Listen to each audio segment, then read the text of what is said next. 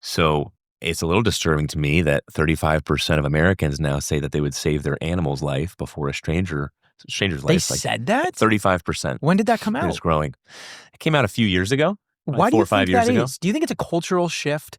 Is it like a individualism, growing in our It's- society and people caring for It's themselves? secularism. Secularism, even though belief in God is growing, at the same time, secularism is growing in different pockets of the nation. Mhm. And so when you lose the image of God, if I don't think you're an eternal person who's worth really loving, well, why don't I choose my cat? Especially if I think you're kind of in my way, and especially if I think like, oh, I don't really know you, so why would I have an attachment? This would be an interesting thought experiment if you had two buttons in front of you.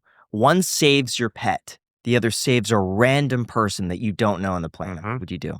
Yeah. Well, I think that would change it a lot. Yeah. If you don't know the person at all and they're so far removed from you that you'll never see them, you're never going to hear from them, but your pet is right there and you could visually see your pet staring at you. And the Bible would say, morally speaking, you should save the human because a human's life is more valuable than an animal's. Although I might step on a cockroach, I better not step on you, Jack.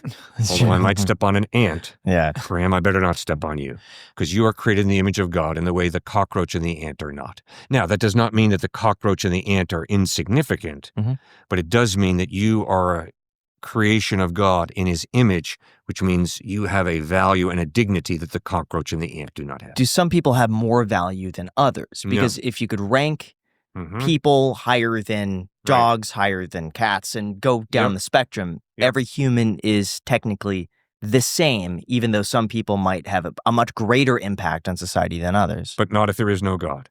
Because if there is no God, we're the result of evolution, and some of us are evolved higher than others of us, and that's why you had eugenics back at the time of World War II, because certain Aryan races were superior to other races because of evolution. And logically, that makes sense.